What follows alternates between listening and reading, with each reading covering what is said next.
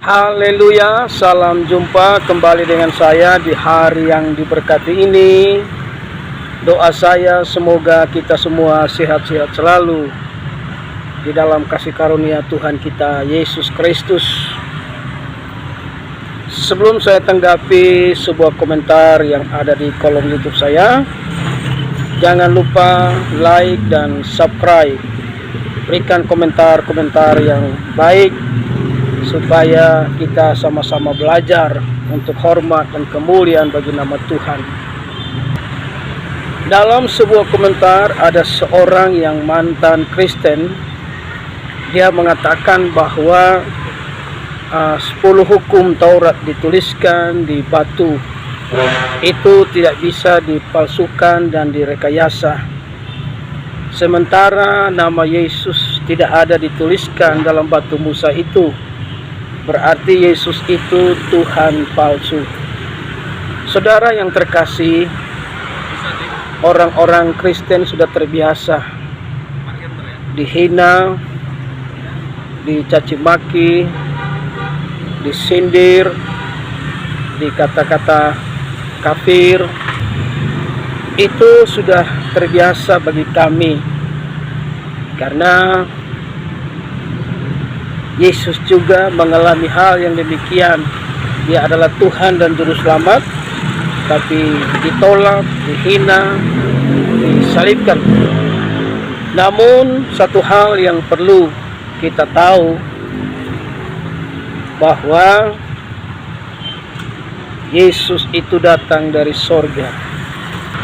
Dia tahu jalan pulang ke sorga. Kenapa dia datang dari sorga? Karena dialah Juru Selamat. Dialah firman Allah yang hidup.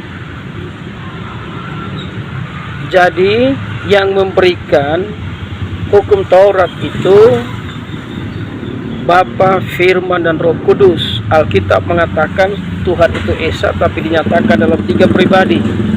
Kenapa nama Yesus tidak dituliskan di batu itu? Karena yang memberikan hukum Taurat itu adalah Bapa, Firman, dan Roh Kudus. Yang memberikan hukum Taurat itu di dalamnya juga ada Yesus Kristus. Jadi kita bersyukur kepada Tuhan karena Yesus itu adalah Juru Selamat dunia. Anda mau percaya atau tidak percaya, Alkitab mengatakan bahwa Yesus datang dari sorga. Dia tahu jalan pulang ke sorga. Yang berikut, tidak ada yang bisa mengampuni dosa manusia selain Yesus Kristus. Tidak ada satu manusia pun yang sempurna di kolong langit ini. Tidak ada perbuatan baik diajarkan dalam Alkitab bisa ke sorga, tidak ada. Yang membawa orang ke sorga itu pertama karena dia menerima anugerah keselamatan. Setelah dia menerima anugerah keselamatan, maka dia wajib melakukan perbuatan baik. Jadi perbuatan baik itu tidak bisa membawa kita ke sorga. Itulah ajaran Alkitab. Sebab tidak ada satu manusia pun yang sempurna. Manusia di dunia ini hampir 8M. Kalau 8M ini Tuhan izinkan masuk ke sorga dengan satu orang dosa 1 titik, maka di sorga itu akan cemar dengan 8M dosa. Makanya Yesus Kristus datang menyucikan setiap orang yang percaya, sehingga dia boleh menikmati anugerah keselamatan, dan dia disucikan dan dibersihkan oleh kuasa darah Yesus Kristus. Anda meninggalkan Yesus, Anda meninggalkan jalan ke sorga. Anda meninggalkan Yesus berarti Anda menolak anugerah keselamatan. Ingat, yang punya sorga itu Yesus Kristus. Yesus itu sang pemilik kekekalan. Percaya Yesus, maka pasti menerima anugerah keselamatan. 1 Yohanes 5 ayat yang ke-20, akan tetapi kita tahu bahwa anak Allah telah datang dan telah mengaruniakan pengertian kepada kita. Orang yang mengerti tentang hidup kekal adalah orang yang menerima dan percaya Yesus sebagai Tuhan.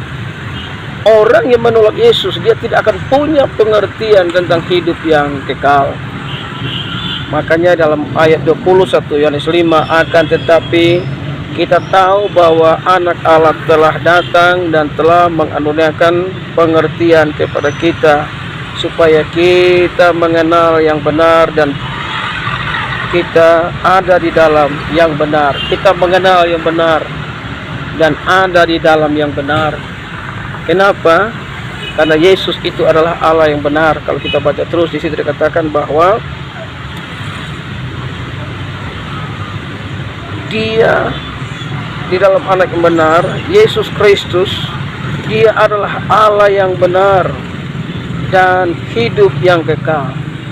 Jadi orang yang mengenal Yesus, menerima Yesus, dia mengenal kebenaran, dia tinggal dalam kebenaran. Kenapa? Karena Yesus itu adalah Allah yang benar. Anda meninggalkan Yesus dan mengatakan Yesus itu Tuhan palsu, Anda sebenarnya sudah meninggalkan Allah yang benar. Karena Allah yang benar di kolong langit ini, dia bernama Yesus Kristus Tuhan. Dan Alkitab mengatakan dalam 1 Yohanes 5 ayat 7, ada 3 yang memberikan kesaksian di sorga, Bapa, Firman, dan Roh Kudus, dan ketiganya adalah satu. Sebab itu, mari buka hati bagi Yesus Kristus. Masih ada kesempatan, pintu anugerah masih terbuka. Hari ini, hari esok bisa terlambat. Hari ini kesempatan, hari besok masih bisa. Tuhan Yesus Kristus memberkati kita semua. Haleluya. Salam kemenangan.